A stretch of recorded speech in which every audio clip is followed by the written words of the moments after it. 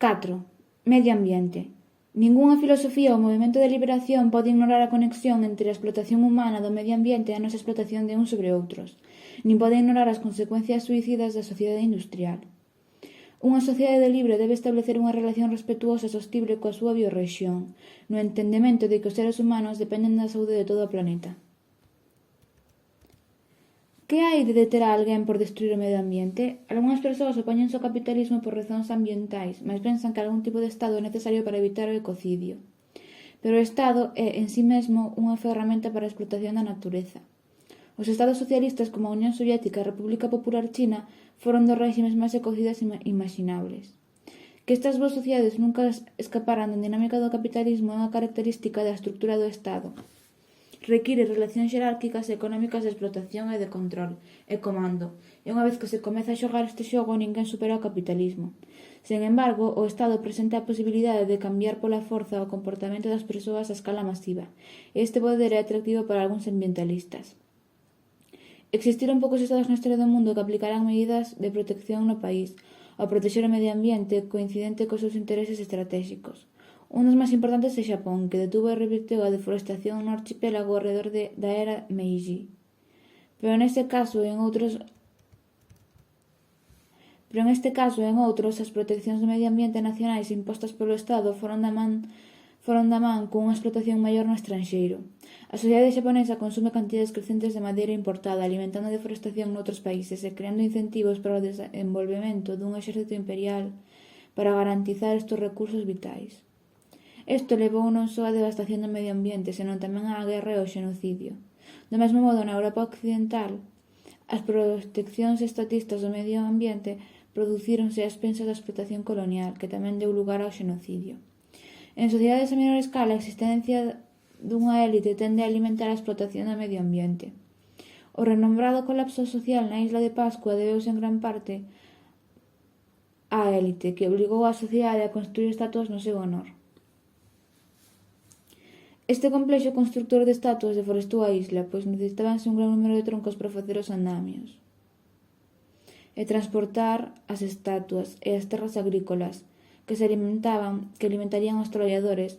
Producíronse a expensas de máis bosques. Sen os bosques, a fertilidade do solo desplomouse e sen alimentación a poboación humana caeu tamén.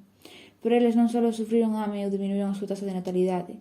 As élites de cada clán pelearon uns contra outros, derivando as estatuas dos rivales e levando a cabo redadas que culminaron co canibalismo ata que casi toda a sociedade desapareceu.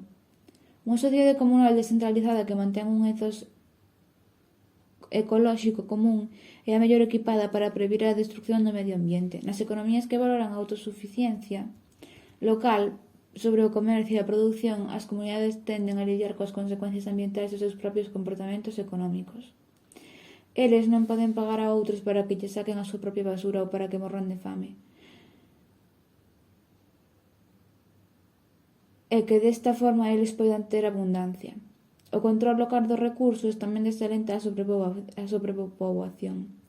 Estudos demostraron que cando os membros dunha sociedade poden ver directamente como ao ter demasiados nenos disminuirá os recursos disponibles para todo o mundo, eles manteñan as súas familias dentro dos límites sostibles.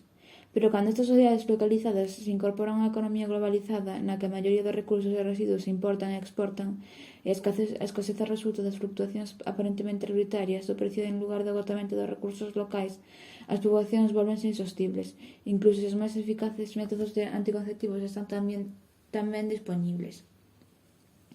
En Sin Like State, James Scott explica como os gobernos aplican lexibilidade, unha uniformidade que permite a comprensión dende o alto co fin de controlar e seguir os suxeitos. Como resultado, estas sociedades perden o coñecemento local necesario para comprender os problemas e situacións. O capitalismo, o cristianismo e a ciencia occidental comparten unha certa mitoloxía sobre a natureza, que fomenta a explotación e o desprecio, e ven ao mundo natural como algo morto, mecánico, e que existe para satisfacer o consumo humano.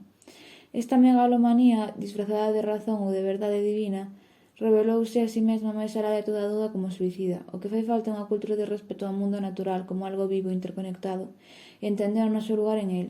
Bruce Stewart, un escritor e activista maorí, dixo en unha entrevista mentre apuntaba unha enredadeira de flores que plantara na súa casa: "Esta vida xa non ten un nome.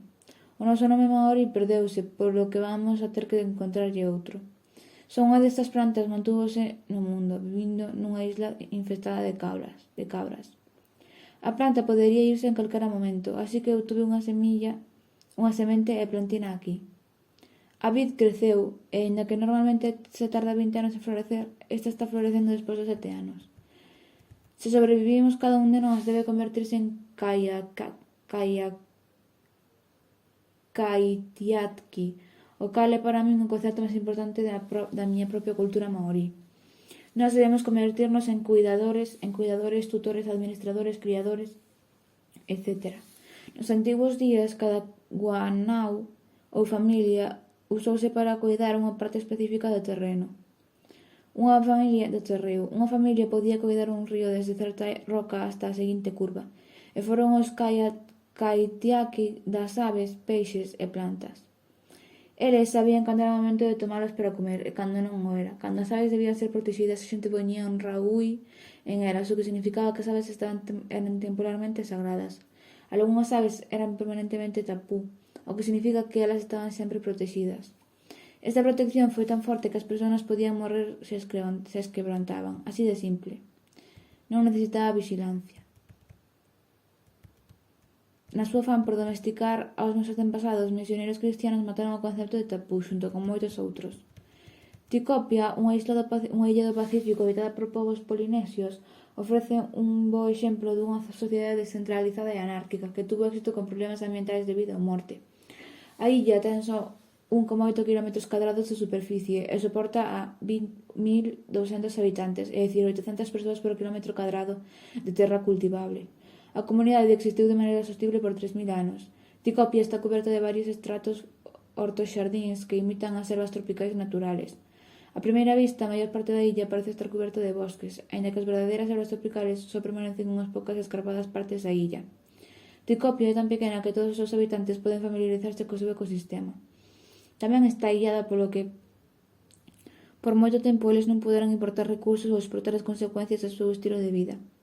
Cada un dos 4 clanes ten xefes, aínda que estes non teñen poderes coercitivos e xogan un papel ceremonial como os guardianes da tradición. Tikopia é unha das illas da Polinesia menos estratificadas socialmente. Por exemplo, os xefes todavía teñen que traballar e producir os seus alimentos. O control da poboación é un valor común e os pais creen que é inmoral ter máis de un certo número de fillos. É un exemplo sorprendente o poder destes valores colectivamente mantidos e reforzados alrededor do ano 1600. Os isleños chegaron a unha decisión colectiva para poñer fin á crianza de porcos. Eles mataron a todos os porcos da isla, a pesar de que a carne de cerdo de porco era unha moi valorada fonte de alimento, porque os porcos mantiñan unha grande presión sobre o medio ambiente. Nunha sociedade máis estratificada e xerárquica, isto podería ser imposible, porque a elite normalmente forza a xente máis pobre a sufrir as consecuencias dos seus estilos de vida, antes que renunciar a un moi estimado produto de luxo. Antes da colonización e a desastrosa chegada dos misioneiros, os métodos de control poboacional de Tikopia incluían a anticoncepción natural, o aborto e a abstinencia para xóvenes, aínda que isto era máis ben un celibato compasivo, que equivale á prohibición de reproducirse máis que ter relacións sexuais. Os tikopianos tamén utilizaban outras formas de control poboacional, como o infanticidio, que moitas persoas en outras sociedades encontrarían inaceptable. Pero Tikopia ainda nos pode dar un exemplo perfectamente válido, xa que, coa eficacia da anticoncepción moderna e as técnicas de aborto, non son necesarios outros métodos para un enfoque descentralizado do control poboacional.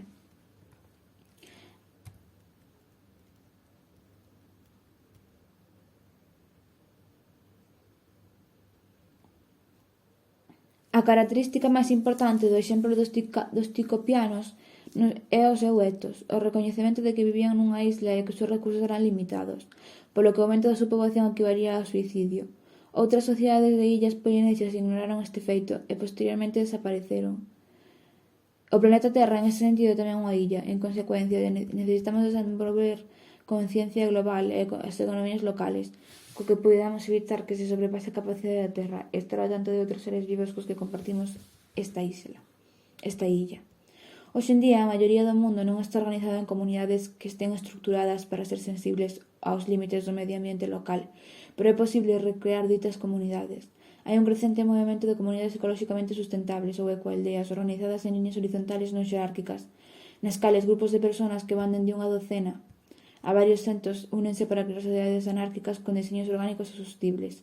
A construción destas vilas maximiza a eficiencia do recurso e a sostenibilidade ecolóxica, e cultiva tamén a sensibilidade co medio ambiente local a un nivel cultural e espiritual. Estas ecoaldeas están na vanguardia do desarrollo de tecnoloxías sustentables. Calquera comunidade alternativa pode degenerar en escapismo yuppie e as ecoaldeas son vulnerables a isto.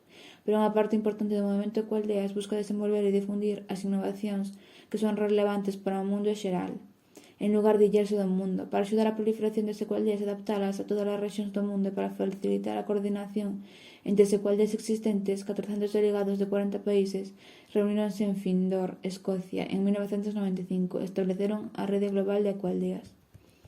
Cada ecoaldea é algo diferente, pero moi poucos exemplos poden proporcionar unha idea da súa diversidade. The Farm, nas zonas rurales de Tennessee, conta con 350 residentes, fundada en 1971. Contén xardíns mulch, duchas quentadas con enerxía solar, un negocio sustentable de hongos shiitake, casas de fardos de palla e un centro para a formación de persoas de todo o mundo para construir as súas propias ecoaldeas. A vella Basaisa en Exipto contén uns poucos centos de habitantes e existiu durante miles de anos. Os residentes perfeccionaron un deseño de villa ecolóxico e sustentable dende os métodos tradicionais. A vella Basaisa agora contén un centro de estudos do futuro. Estánse desenvolvendo novas tecnoloxías sustentables como unha unidade de produción de gas metano que extrae os gases do estércol de vaca para guardalos e usalos como alternativa ás casas a leña. Eles utilizan o lodo sobrante como abono para os seus campos. Ecotop, cerca de Düsseldorf, en Alemania, é un barrio enteiro con centos de residentes que viven en varios edificios de 4 pisos e unhas poucas casas. A arquitectura fomenta un sentido de comunidade e liberdade. Unha serie de espacios comuns privados. Entre os edificios en unha especie de centro de pobo hai un patio de usos múltiples, como patio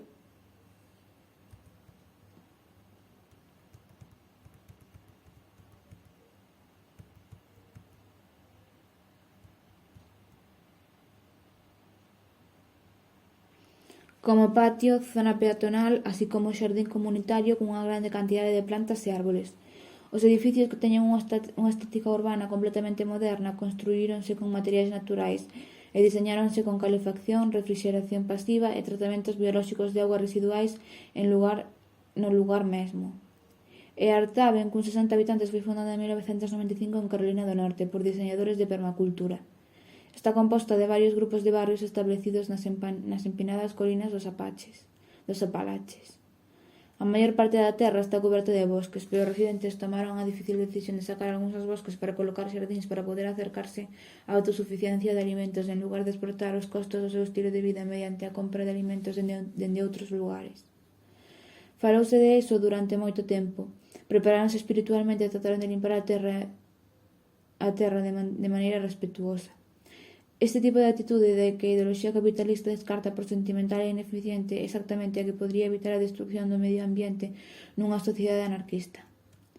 Tamén son necesarias a decisión, a vontade de tomar a acción directa para defender o medio ambiente. No istmo Tehuantepec, en Oaxaca, México, os povos indígenas anarquistas e antiautoritarios mostraron exactamente estas cualidades na protección da terra contra unha serie de amenazas. Organizacións como a Unión de Comunidades Indígenas da zona norte do Istmo, UCIZONI, que inclúe a 100 comunidades en Oaxaca e Veracruz, e máis tarde o grupo anarquista magonista Cipo RMFM, loitaron contra construcións que devastan o medio ambiente como parques eólicos, granxas camaroneiras, plantacións de eucalipto e a expropiación de terras por parte da industria da madeira. Eles tamén reduciron as presións económicas para explorar o medio ambiente coa creación de cooperativas de maíz e café e a construción de escolas e clínicas. Mentras tanto, crearon unha rede de estacións de radio para as comunidades autónomas para educar a xente sobre os perigos para o medio ambiente e informar as comunidades aldeanas sobre os novos proxectos industriais que resultarían en destruir máis terras. No 2001, as comunidades indígenas derrotaron a construción dunha carretera que formaba parte do Plan Puebla-Panamá, un megaproxecto neoliberal que pretende conectar América do Norte e do Sur con infraestructura de transporte diseñada para aumentar o fluxo de materias primas. Durante a rebelión zapatista de 1994, cerráronse as vías de transporte para frenar o movimento de tropas e tamén bloquearon as carreteras e cerraron as oficinas do goberno para apoiar a rebelión de Oaxaca de 2006. En 1998, o Departamento de Transporte de Minnesota quería desviar unha carretera en un parque de Minneapolis ao longo da confluencia dos ríos Minnesota e Mississippi. A proposta de desviala destruiría unha área que contiña unha bella sabana de robles, un ecosistema precioso, un antigo manantial de auga dulce e lugares sagrados para os indígenas americanos, un espacio salvaxe orbital no centro da cidade que tamén serviu como un refuxio para moitos veciños. Os activistas indígenas con American Indian Movement e a comunidade de Mendota Medewakanton, Dakota, reuníronse para traballar en coalición cos residentes blancos, os ambientalistas de Earth First e anarquistas de todo o país para axudar a deter a construcción. O resultado foi que o Estado Libre de Minnehaha, unha zona autónoma que se converteu na primeira máis duradeira ocupación urbana anticarreteras na historia dos Estados Unidos. Durante un ano e medio, centos de persoas ocuparon as terras para impedir que o Departamento de Transporte talara os árboles e construíra a carretera, e miles máis apoiaron e visitaron o Estado Libre. A ocupación empoderou a incontables participantes, volvendo a conectar a moitos Dakota co seu patrimonio. Ganouse o apoio de moitos veciños, creouse unha zona autónoma de un ano de duración e autoorganizouse a comunidade e retrasouse significativamente a destrucción da área. Ganancia de tempo durante a que moitas persoas foron capaces de descubrir e disfrutar do espacio dunha maneira íntima e espiritual. Para aplastar a ocupación do Estado, o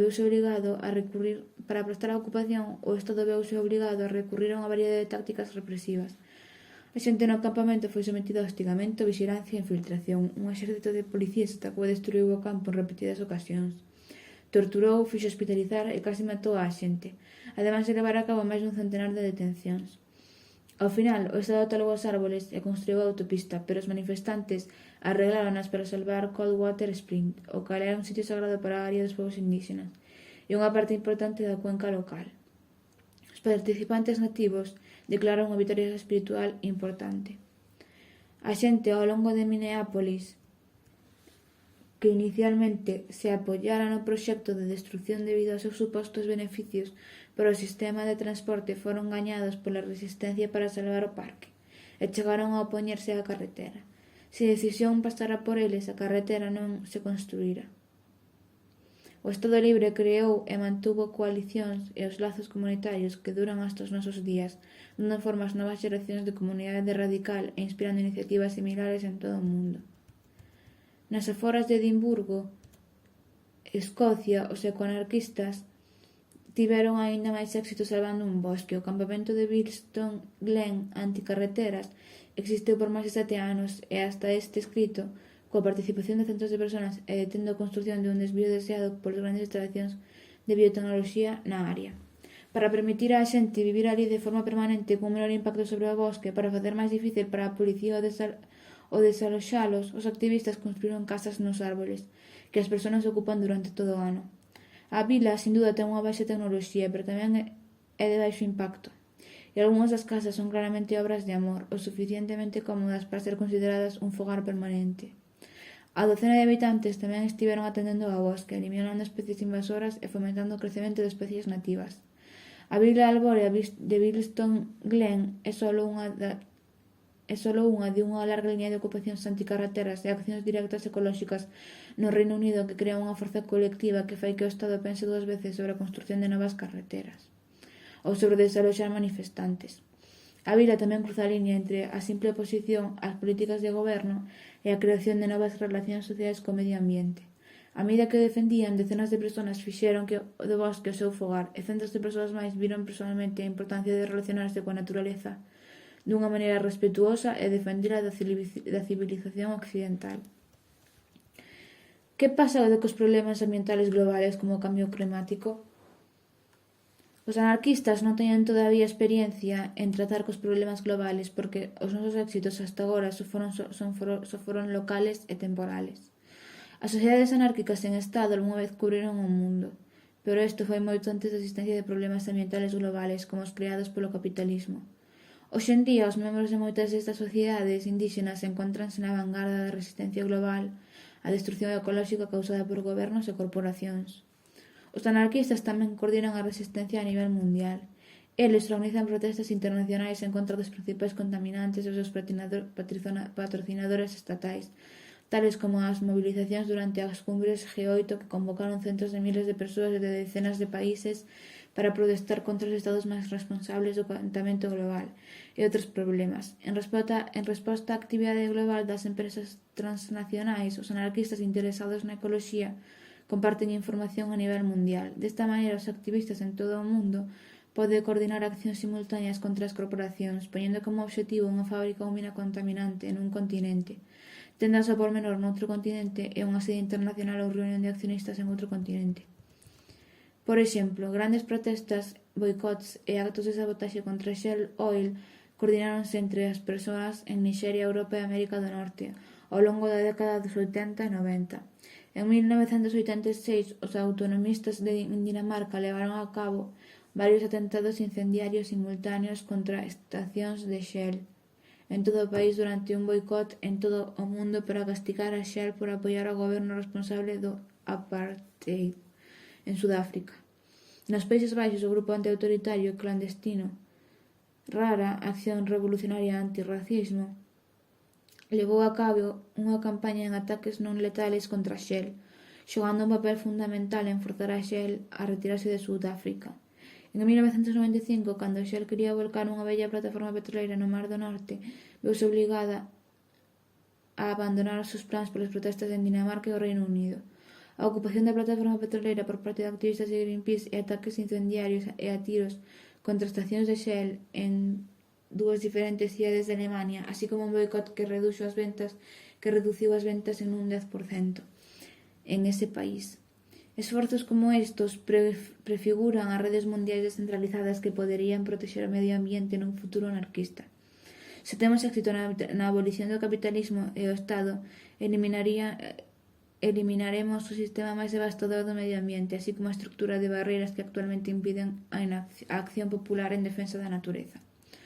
Hai exemplos históricos de sociedades sin Estado responden a problemas ambientais a gran escala mediante redes colectivas descentralizadas. A pesar de que os problemas non eran globales, as distancias relativas que enfrentaron coa información que viaxaba a moi baixa velocidade foron tal vez maiores que as distancias que marcan o mundo hoxe, nas persoas que poden comunicarse de forma instantánea incluso se viven en lados opostos do planeta. Tonga é un archipiélago no Pacífico, onde se estableceron povos polinesios. Antes da colonización había un sistema político centralizado cun líder hereditario, pero o sistema era moito menos centralizado que un Estado e os poderes coercitivos do líder eran limitados.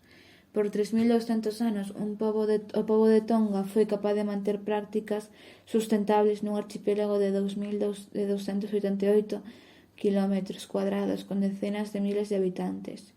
Non había comunicacións tecnolóxicas polo que a información viaxaba lentamente. Tonga é demasiado grande para que un solo agricultor teña coñecemento de todas as illas ou incluso da totalidade de calquera das illas máis grandes.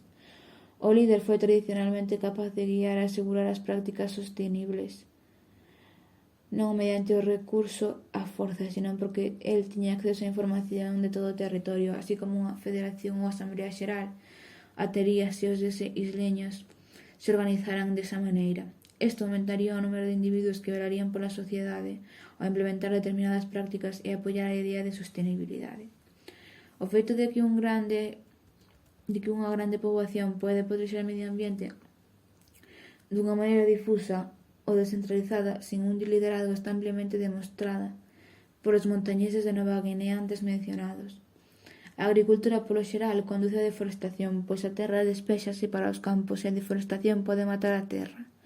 Moitas sociedades responden limpiando máis terras para compensar a menor productividade dos solos, o que agrava o problema. Numerosas civilizacións colapsaron debido a que destruíron os solos a través da deforestación. O O perigo da erosión do solo acentúase en terreos montañosos como as terras altas de Nova Guinea, donde grandes chuvias poden levarse masivamente en solo desnudo. Unha práctica máis intelixente que os campesiños de Nova Guinea perfeccionaron é a silvicultura, a integración de árboles con outros cultivos, combinar hortas,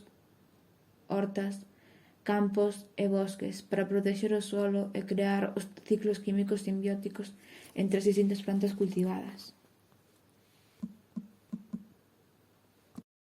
Os habitantes das terras altas desenvolven técnicas especiais contra a erosión para non perder o solo dos seus vales entre montañas escarpadas.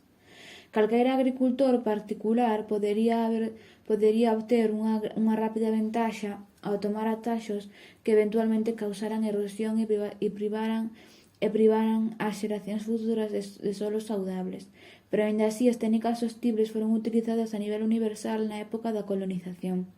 As técnicas contra a erosión estendéronse e reforzaron usando exclusivamente medios colectivos e descentralizados. Os montañeses non necesitaron de expertos para montar estas tecnoloxías medioambientais e agrícolas, e non necesitaron de burócratas para asegurar que todo o mundo as usara. No seu lugar baseáronse nunha cultura que valora a experimentación, a liberdade individual, a responsabilidade social, a administración colectiva, a terra e a libre comunicación. As innovacións efectivas desarrolladas nunha área de propaganda rápida e libremente de val en val. A falta de teléfonos, radio ou internet e separados por empinadas montañas, cada comunidade do val era como un país en si mesmo. Falábanse centos de linguas dentro das terras altas de Nova Guinea, cambiando dunha comunidade a outra. Dentro deste mundo en miniatura, ningunha comunidade podía estar segura de que as outras comunidades non estaban destruindo o seu medio ambiente. Sen embargo, aínda así o seu enfoque descentralizado de protexer o medio ambiente funcionaba. Durante miles de anos protexeron a súa terra e soportaron unha poboación de millóns de persoas que vivían nunha alta densidade poboacional, tantos que os primeiros europeos que voaron sobre eles viron un país ao que compararon cos Países Baixos. O manexo de auga nas terras baixas do norte do país nos séculos XII e XIII é outro exemplo de solucións para problemas medioambientais.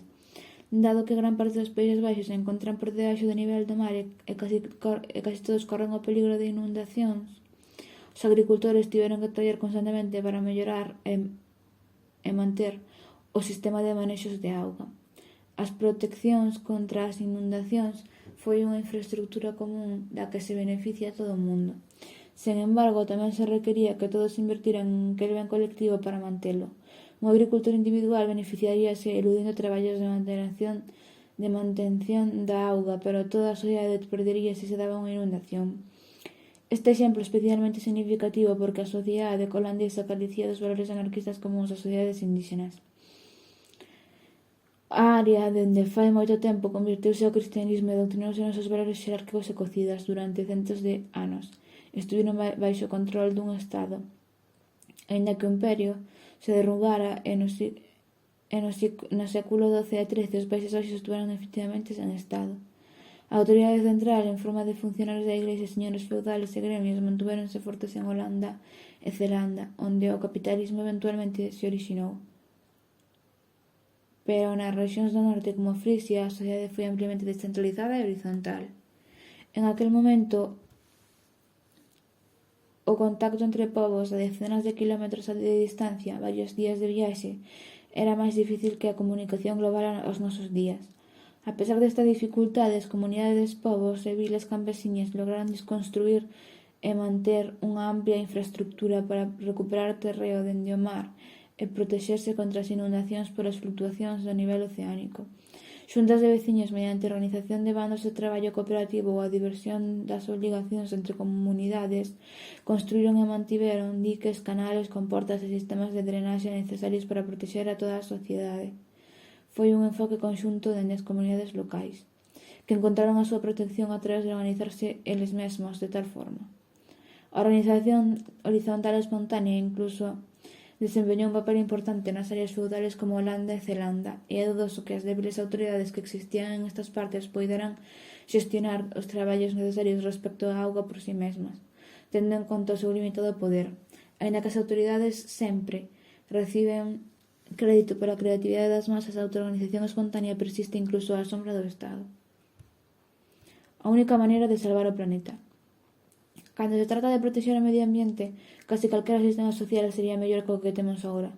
O capitalismo é a primeira organización social na historia humana en poñer en peligro a supervivencia da nosa especie e a vida na Terra en xeral. O capitalismo ofrece incentivos para explotar e destruir a natureza e crea unha sociedade atomizada que é incapaz de protexer o medio ambiente. Baixo o capitalismo, o ecocidio é literalmente un dereito. As proteccións do medio ambiente son barreras comerciais. O prohibir de que unha corporación tale as terras que comprou unha violación da propiedade privada e a libre empresa. As empresas están autorizadas para facer millóns de toneladas de plástico. A maior parte son envases desechables. A pesar de eso, de non ter un plan para desfacerse de él, e nin sequera a idea de que vai a pasar con todo iso. O plástico non se descompón, polo que a basura do plástico está enchendo o océano e aparece nos corpos das criaturas marinas, podendo durar millóns de anos. Para salvar os rinocerontes amenazados pelos cazadores furtivos que nos os protexen da caza, comezaron a cortarlles os seus valiosos cornos, pero os cazadores furtivos os están matando de todos modos, porque unha vez se extinguiran, o valor dos pequenos trozos que quedan de marfil de rinoceronte subirá máis arriba das nubes. E a pesar de todo isto, as universidades teñen a audacia de adoctrinar aos estudantes para que crean unha sociedade comunal. Sería incapaz de protexer o medio ambiente a causa da tamén chamada traxedia dos bens comuns. Este mito a miúdo explícase así. Imagina unha sociedade de pastores de ovellas propietaria en común das terras de pastoreo. Beneficianse colectivamente se cada un pasta un pequeno número de ovellas porque o pasto mantense fértil, pero ningún deles beneficiarase de forma individual se algún sobrepastoreo, porque este recibirá unha maior participación no produto. Por lo tanto, a propiedade colectiva supostamente leva ao agotamento dos recursos. Os exemplos históricos destinados a corroborar esta teoría xeralmente extraense de situacións coloniales e poscoloniales, nas que os povos oprimidos a quenes as formas tradicionais de organización e administración lles foron socavadas, afacéndose en terras marxinales, accionándoos en terras marxinales con resultados predecibles. Este escenario de pastoreo supón unha situación que é extremadamente rara na historia humana. Un colectivo formado por individuos competitivos atomizados que valoran a riqueza persoal a través de bonos sociais e de saúde ecolóxica e a falta de arreglos sociais ou tradicionais que poden garantizar o uso sostible e compartido.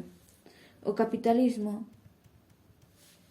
xa causou a maior ola de extincións a golpear o planeta como non fora golpeado dende unha colisión dun asteroide acabou cos dinosaurios. Para evitar que o cambio climático global provoque un colapso ecolóxico total, para ter a contaminación e a superpoboación que matará a maioría da poboación de mamíferos, aves, anfibios e vida mariña do planeta, temos que abolir o capitalismo, o será dentro das próximas décadas. As extincións causadas polo home foron evidentes durante polo menos 100 anos. O efecto invernadoiro foi ampliamente reconocido por casi 2 décadas. O mellor que a inxenua reputación da libre empresa creou é o comercio de carbono, unha falsa ridícula. Do mesmo modo, non podemos confiar en un goberno mundial para salvar o planeta. A primeira preocupación dun goberno é sempre o seu propio poder, e construir a base deste poder nas relacións económicas. A elite gobernante debe manter a posición privilexiada, e este privilexio depende da explotación de outras persoas e do medio ambiente. Sociedades localizadas e igualitarias unidas pola comunicación global e a toma de conciencia son a mellor oportunidade para salvar o medio ambiente. As economías autosuficientes e autónomas non deixan casi ningunha huella de carbono. Non necesitan petróleo para exportar produtos e desfeitos, nin de grandes cantidades de electricidade para mover os complexos industriais e así producir bens para exportación. Eles deben producir a maior parte da súa enerxía por eles mesmos vía solar, eólica, biocombustibles e tecnoloxías similares e baséanse máis no que se pode facer manualmente que nos aparatos eléctricos. Tales sociedades contaminan menos, xa que teñen menos incentivos para producir en masa e non teñen os medios para volcar os seus dereitos nas terras, os seus desfeitos nas terras de outros. En lugar de aeropuertos repletos de carreteras atestadas polo tráfico e largos desplazamentos ao traballo, podemos imaginar bicicletas, autobuses, trenes rexionales e veleros. Da mesma modo, as poboacións non caerían en unha espiral fora de control, xa que as mulleres terían a facultade de administrar a súa fertilidade e a economía localizada fará evidente a limitada disponibilidade dos recursos. Un mundo ecolóxicamente sostible tería que ser antiautoritario, pois nunha sociedade podería invadir os seus veciños para ampliar os seus recursos de base, cooperativo. Polo que as sociedades poderán agruparse en defensa propia contra un grupo que desenvolve as tendencias imperialistas. O máis importante exigiría unha ética ecolóxica común polo que a xente respetará o medio ambiente en lugar de consideralo simplemente como materia prima para explotar. Podemos comezar a construir un mundo agora, aprendendo das sociedades indígenas ecolóxicamente sustentables, saboteando e avergonzando a que nos contaminan, estendendo un amor por a naturaleza e a conciencia das nosas biorrexións, establecendo proxectos que nos permitan satisfacer as nosas necesidades de alimentos, auga e enerxía a nivel local.